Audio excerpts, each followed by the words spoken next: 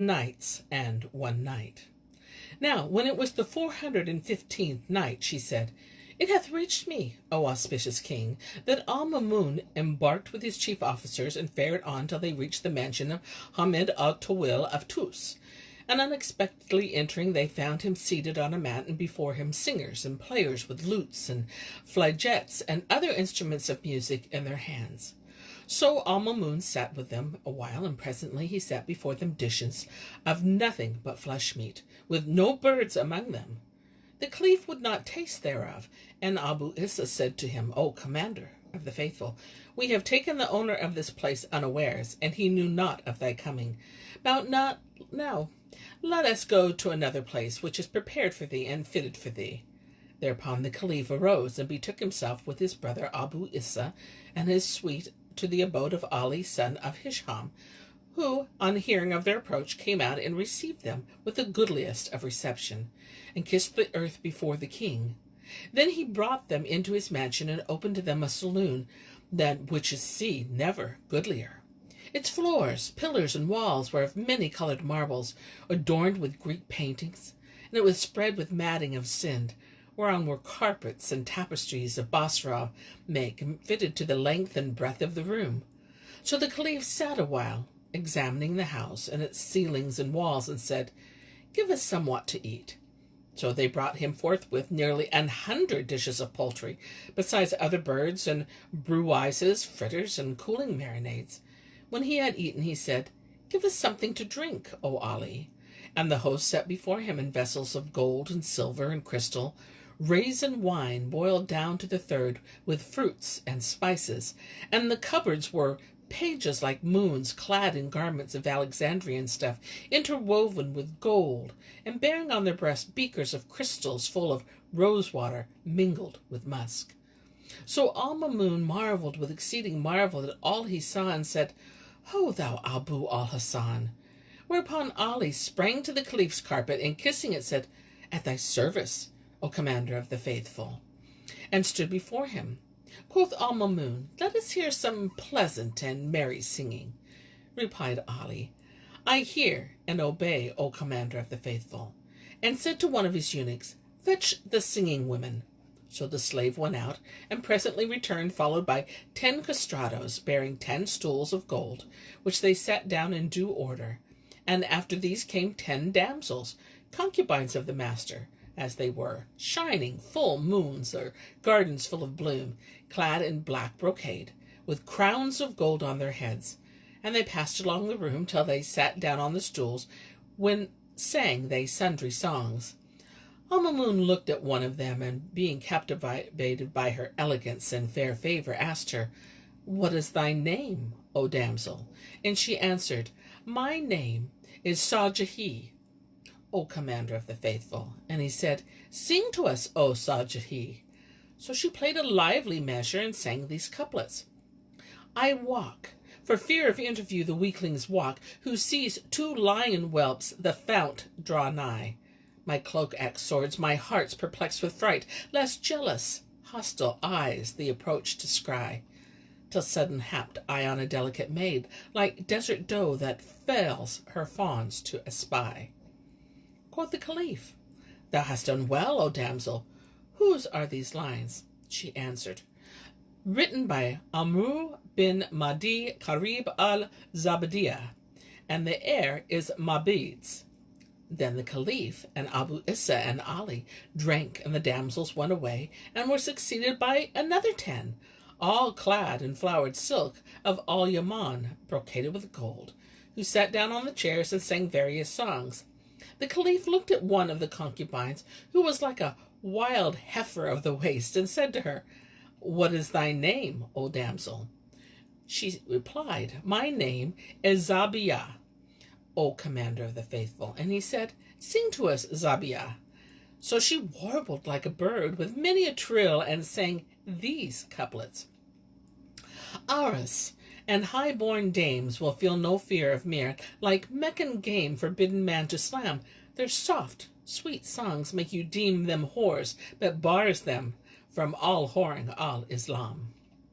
When she had finished, Al-Mamun cried, "Favored of Allah art thou." And Shahrazad perceived the dawn of the day, and ceased to say her permitted say. Now, when it was the 416th night, she said, It hath reached me, O auspicious king, that when the slave girl finished her song, Al-Mu'min cried, Favoured of Allah art thou. Whose is this verse?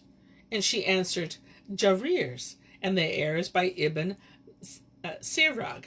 Then the Caliph and his company drank, whilst the girls went away, and they came forth yet another 10, as they were rubies robed in red brocade, interwoven with gold and purfled with pearls and jewels, whilst on their heads were bare. They sat down on the stools and sang various airs. So the Caliph looked at one of them, who was like the sun of the day, and asked her, What is thy name, O damsel? And she answered, O Commander of the Faithful, my name is Fatin.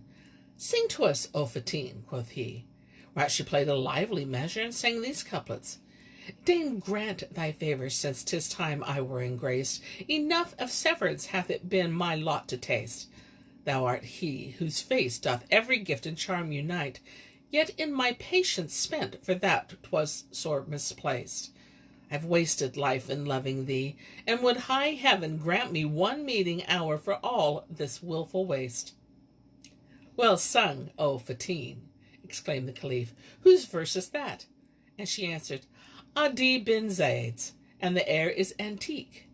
Then all three drank, while the damsels retired, and were clad by another 10 maidens, as they were sparkling stars, clad in flowered silk, embroidered with red gold, and girt with jewelled zones. They sat down, and sang various motifs, and the Caliph asked one of them, who was like the wand of willow, What is thy name, O damsel? And she answered, My name is Rasha, O Commander of the Faithful. Sing to us, O Rasha, quoth he. So she played a lively measure, and sang these couplets. And wand-like hour can passion heal, like young gazelle that paceth over the plain. I drain this wine-cup on the toast her cheek, each cup disputing till she bends in twain. Then sleeps the night with me, the while I cry, This is the only gain my soul would gain. Said the Caliph, Well done, O damsel, sing us something more.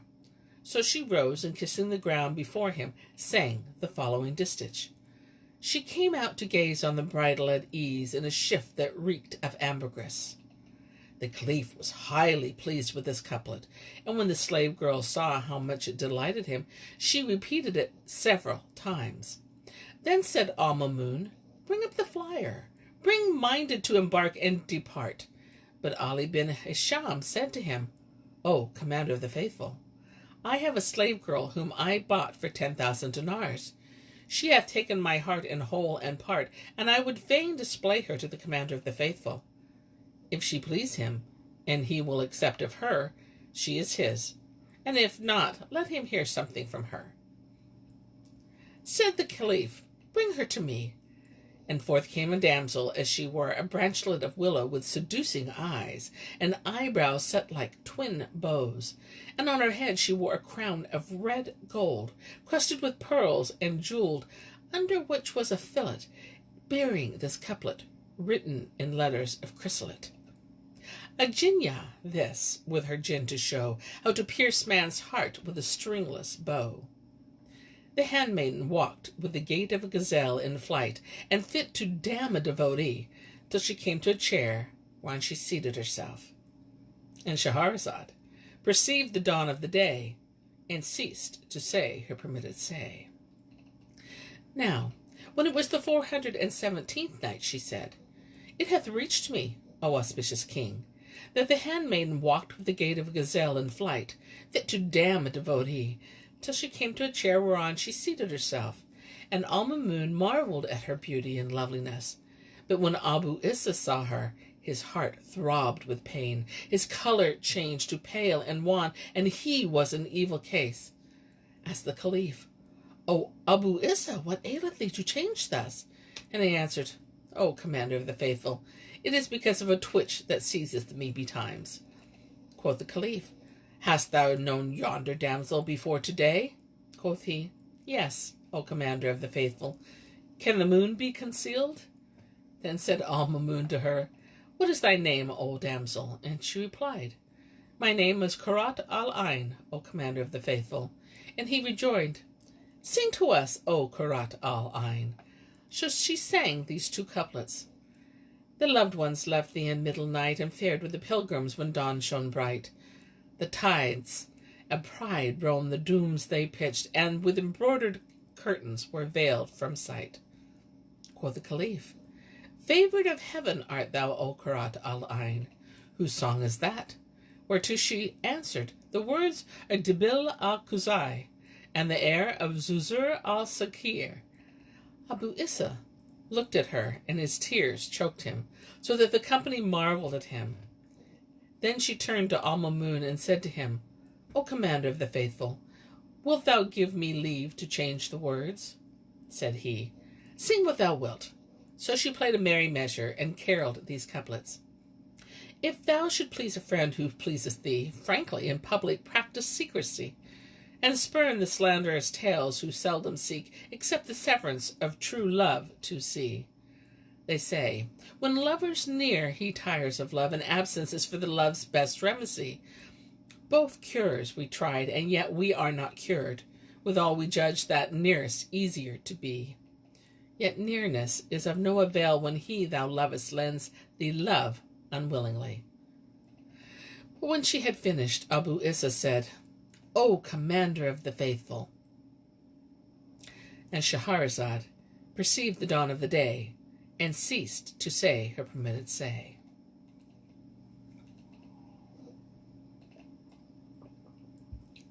And when it was the 418th night, she said, "It hath reached me, O auspicious king, that when Kurrat Al-Ayn had finished her verse, Abu Issa said, O commander of the faithful, though we endure disgrace, we shall be at ease. Dost thou give me leave to reply to her?" Quoth the Caliph, "Yes, say what thou wilt to her." So he swallowed his tears, and sang these two distichs. "Silent, I woned and never owned my love, but from my heart I hid love's blissful boon. Yet, if my eyes should manifest my love, 'tis for my nearness to the shining moon." Then Kurrat Al-Ayn took the lute and played a lively tune, and rejoined with these couplets. "And what thou claimest were the real truth, with only hope content thou hast not been. Nor couldst patient live without the girl, so rare of inner grace and outward mien. But there's nothing in the claim of thee at all, save tongue and talk that little mean." When Abu Issa heard this, he fell to weeping and wailing, and evidencing his trouble and anguish. Then he raised his eyes to her, and sighing, repeated these couplets. "Under my raiment a waste body lies, and in my spirit all comprising prize. I have a heart whose pain shall I endure, and tears like torrents pour these woeful eyes. Whene'er a wise man spies me, straight he chides love that misleads me thus in ways unwise. O Lord, I lack the power this dole to bear. Come sudden death or joy and best disguise." When he had heard, Ali bin Hisham sprang up, and kissing his feet said, "O my Lord, Allah, hearing thy secret, hath answered thy prayer, and consenteth to thy taking her with all she hath of things rare and fair. So the commander of the faithful have no mind to her." Quoth Al-Mamun, "Had we mind to her, we would prefer Abu Issa before ourselves, and help him to his desire." So saying, he rose, and embarking went away, whilst Abu Issa tarried for Kurrat Al-Ayn, whom he took and carried to his own house, his breast swelling with joy. Seeing them the generosity of Ali, son of Hisham, they tell a tale of Al-Ayn, son of Al-Rashid, and his uncle Ibrahim bin Al-Mahdi. Al-Ayn, brother of Al-Mamun, once entered the house of his uncle Ibrahim bin Al-Mahdi, where he saw a slave girl playing upon a lute, and she being one of the fairest women, his heart inclined to her. Ibrahim, seeing how it was with him, sent the girl to him with rich raiment and precious ornaments. When he saw her, he thought that his uncle had lain with her, so he was loath to have her do with her because of that, and accepting what came with her, sent her back to Ibrahim. His uncle learnt the cause of this from one of Al-Amin's eunuchs, so he took a shift of watered silk and worked upon its skirt in letters of gold these couplets. No, I declare by him to whom all bow, of nothing neath her petticoat I trow, nor meddle with her mouth, nor aught did I, but see and hear her, and was in now. Then he clad her in the shift, and giving her lute, sent her back again to his nephew. When she came into Amin's presence, she kissed the ground before him, and tuning the lute, sang thereto these couplets. Thy breast thou bearest, sending back the gift, showing unlove for me without shift, and thou bearest spite of past, and past forgive, and for the caliphate cast the past adrift. When she had made an end of her verse, Al-Amin looked at her, and seeing what was upon her skirt, could no longer control himself. And Shahrazad perceived the dawn of the day, and ceased saying her permitted say. Now, when it was the 419th night, she said, It hath reached me, O auspicious king, that when Al-Amin looked at the damsel and saw what was upon her skirt, he could no longer control himself, but drew near unto her and kissed her, and appointed her a separate lodging in his palace. Moreover, he thanked his uncle for this, and bestowed on him the government of Ray. And a tale is told of Al-Fath bin Kahakan and the Caliph Al-Mutawakkil. Al-Mutawakkil was once taking medicine, and folks sent him by way of solace all sorts of presents and rarities and things costly and precious. Amongst others, Al-Fath bin Kahakan sent him a virgin slave, high-breasted, of the fairest among women of her time, and with her a vase of crystal, containing ruddy wine and a goblet of red gold, whereon were graven in black these couplets. Since Iman came forth from medicine, which made him health and hardiness rewin, there is no healing draught more sovereign than well-boiled wine this golden goblet in. Then let him break the seal for him secured, 'tis best prescription after medicine. Now, when the damsel entered, the physician Johanna was with the caliph, and as he read the couplets, he smiled, and said, By Allah, O commander of the faithful, Fath is better versed than I in the art of healing, so let not the prince of true believers gainsay his prescription. Accordingly, the caliph followed the recipe contained in the poetry, and was made whole by the blessings of Allah, and won his every wish. And among tales they tell one of the man's dispute with a learned woman concerning the relative excellence of male and female. Quoth a certain man of learning, I never saw amongst womankind one wittier and wiser, better read, and by nature more generously bred, and in manners and morals more perfected, than a preacher of the people of Baghdad by the name of Sit al-Mashaykh. It chanced that she came to Hammond city in the year of the flight 561, and there delivered salutary exhortations to the folk from the professorial chair.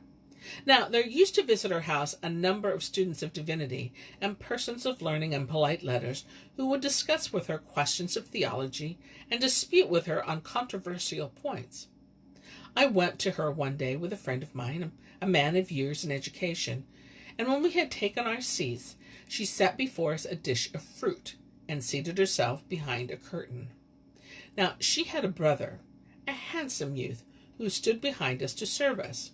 And when we had eaten, we fell to disputing upon points of divinity, and I propounded to her a theological question bearing upon a difference between the imams, the founders of the 4 schools. She proceeded to speak in answer whilst I listened, but all the while my friend fell to looking upon her brother's face, and admiring his beauties without paying any heed to what she discoursed. Now, as she was watching him from behind the curtain, when she had made an end of her speech, she turned to him and said, Methinks thou be of those who give men the preference over women. He replied, Assuredly. And she asked, And why so? Whereto he answered, For that Allah hath made the masculine worthier than the feminine. And Shahrazad perceived the dawn of the day, and ceased to say her permitted say.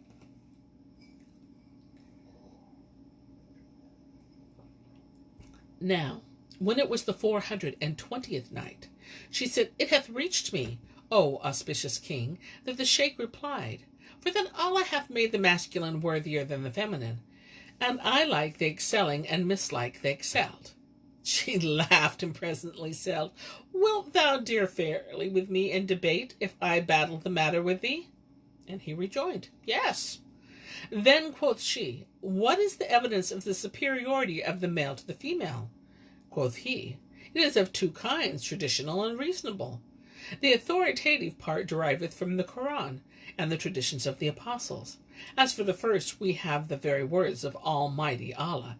Men shall have the preeminence above women because of those advantages wherein Allah hath caused the one of them to excel the other. And again, if there be not two men, let there be one man and two women.